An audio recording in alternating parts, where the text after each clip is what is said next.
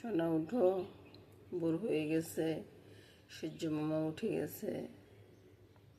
ওঠো গোপাল সোনা, ওঠো, পাখি কিচিমিচি করতেছে, ওঠো।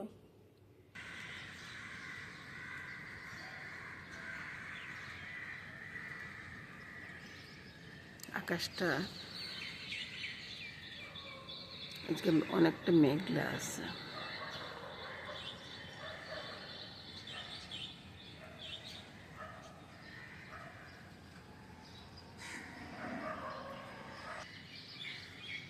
পূব দিকের আকাশটাও আজকে এখনো সূর্য ওঠেনি, অন্যদিন অনেক ভোরে সূর্য উঠে যায়।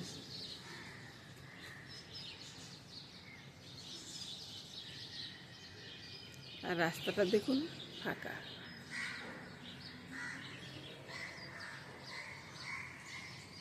এখন অনেকটা ভোর,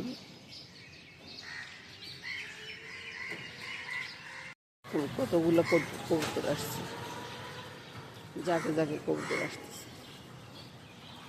এইটা বন্ধুরা, ঘরটা যা দেওয়া হয়ে গেছে, মামুনিও হাতে হাতে সব কাজ করতেছে। এদিকে আমি ফুলগুলা সাজিয়ে নিলাম। ফুলগুলা সাজাতে ওই যে গোলাপ টোলাপ এগুলা দিয়ে আর কি, গাছে তো তেমন একটা ফুল ফুটে না এখনো, তবে করলে আসতেছে ফুল ফুটবে। তারপরে যাবো একটু হাঁটতে, হেঁটে এসে তারপরে চা খাবো। তুমি কি এখন লাড্ডু খাইয়েছো?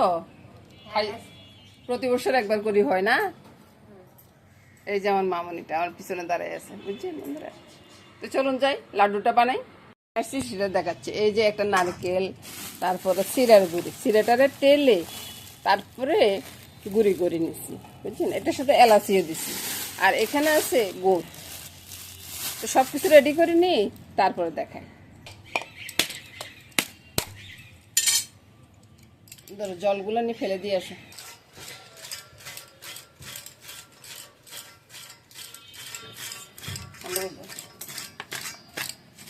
নারকেলটা কোরানো হয়ে গেছে, কিছুটা নারকেল উঠিয়ে রাখলাম, আর গুড়টাকে এভাবে গ্রেট করে নিচ্ছি। এই গ্রেটার দিয়ে আর গুড়টা গ্রেট হলো না বন্ধুরা, বোটনা দিয়ে তারপর করতে হয়েছে। তো তারপরও আমি করে নিলাম। এবার দেবো আমি চিড়ার গুঁড়িটা। খসখস আওয়াজ আসতেছে, তাই না? এটুকু দিয়ে আগে মেখে দেখি কেমন হয়েছে। একটু মেখে নিয়ে তারপরে বাকি নারকেলগুলা সরিয়ে দিলাম, দিয়ে আবারও ভালো করে মেখে নিব। তারপরে জোড়াগুলা করব। তারপরে গোবিন্দের লাড্ডুগুলা এভাবে গোল্লা করে করে নিচ্ছি। আজকে তো গোবিন্দের 8 দিন জন্মের, তো ওই জন্য লাড্ডুগুলো বানাচ্ছি আর কি। আর আমার এই ভিডিওটা দেওয়ার সময় একদিন পিছিয়ে যাবে।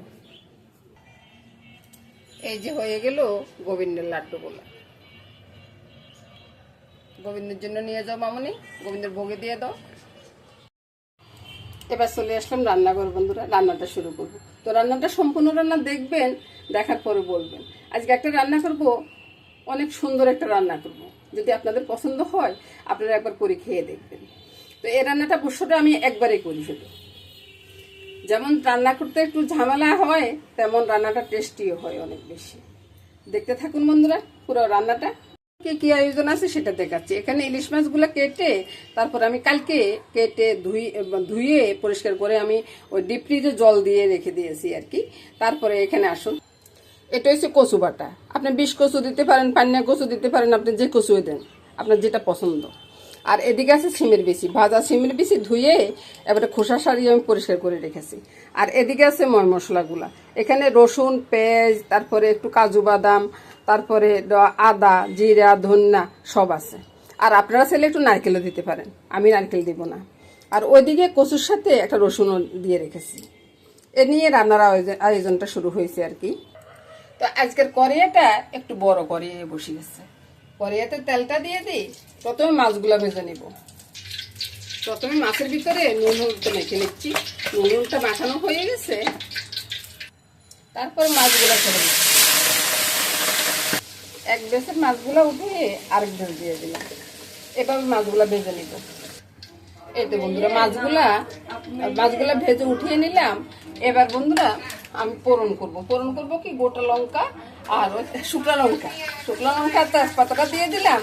আর এরপর দিব চিনি, নুন, লঙ্কা আর হলুদ, বুঝছেন? এগুলো ছেড়ে দিয়ে এবার দিয়ে দিব আমি ওই যে পেস্ট করে রাখছি মশলাটা, ওটার সাথে আবার গোলমরিচ আছে, বুঝছেন? এটা দিয়ে দিলাম, তাহলে কালারটা বেশ সুন্দর হয়ে যাবে, খেতেও মজা লাগবে। প্রথম বন্ধুরা কচু মশলাটা কষিয়ে নিচ্ছি আর কি। কচু এখনো আসেনি, কচু এখনো দিইনি। আর এই যে কচুটা দেখছেন না, কচুটা আমি আগে আগে কেটে একবারে বেটে টেটে রেখেছি, বুঝছেন? এখন শুধু রান্না করার পালা। মশলাটা কষানো হয়ে আসছে বন্ধুরা।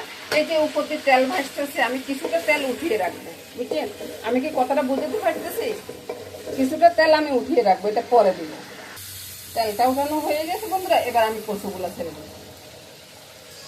এখানে এখন আর মশলা দেওয়ার কোনো দরকার নেই, পরে আমি একটু ওই যে এলাচি আর ইয়ে বেটে দিব, দারচিনি এলাচি বেটে দিব। আজকে নতুন একটা কাজের মাসি আসছে, তো ওই কাজের মাসির সাথে কথা বলতেছে, বুঝছেন বন্ধুরা? কাজের মাসির সাথে কথা বলতে বলতে আমার অনেকটা দেরি হয়ে যাচ্ছে। এবার কচুটাকে একবার ভালো করে কষিয়ে নেব। এই কচুটা যদি ভালো করে কষানো না হয় তাহলে খেতে ভালো লাগবে না। আর সাথে দিয়ে দিব সিমের বিচিগুলা।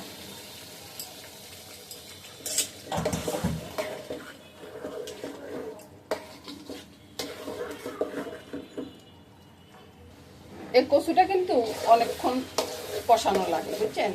অল্প কষায় যদি আপনি জল দিয়ে দেন তাহলে কিন্তু আপনার গলা চলবে, তো ওই জন্যে একটা ভালো করে কষাতে হয়।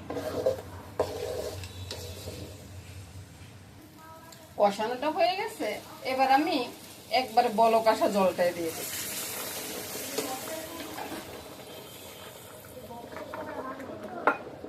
তারপরে এবার মিশিয়ে নিই, যদি লাগে তো পরে আরেকটু দিতে পারবো। আর মাছটা দিব প্রথমে। কচুটা মিশিয়ে দিলাম, এবার মাছগুলা ঢেলে দিলাম। তারপরে দিয়ে দিব ওই যে উপর থেকে তেলটা রেখে দিয়েছি, ওই তেলটা, তাহলে কালারটা ভীষণ সুন্দর দেখাবে। আরেকবার একটু নেড়ে ছেড়ে মিশিয়ে দিই। তারপরে মামুরিটি বলবো যে লবণটা একটু দেখার জন্য। আর এর ফাঁকে আমি দারচিনি এলাচিটা গুঁড়া করে নিব। এবার মামুনিকে দেখাচ্ছি যে নুন ঝাল সব ঠিক আছে কিনা। ঠিক আছে, ঠিক আছে, আর একটু দেবো। তো মামনি বললো যে সবকিছু ঠিকঠাক আছে, তো এবারে আমি দারচিনি এলাচির গুঁড়াটা দিয়ে তারপরে নামিয়ে নিব। তো বন্ধুরা রান্নাটা হয়ে গেছে, এবার আমি চুলাটা বন্ধ করে দিব। আর এটার সাথে সাথে না আমার সব রান্নাই শেষ হয়ে যাবে। এর সাথে সাথে বন্ধুরা আমার রান্না শেষ। আজ একটা রান্না দিয়ে সবার খাওয়া হয়ে যাবে, ওই জন্য আর বেশি রান্না করব না। তো নমস্কার বন্ধুরা, সবাই ভালো থাকুন, সুস্থ থাকুন, সুন্দর থাকুন, এই কামনা করে আজকের মতো এখানে বিদায় নিব।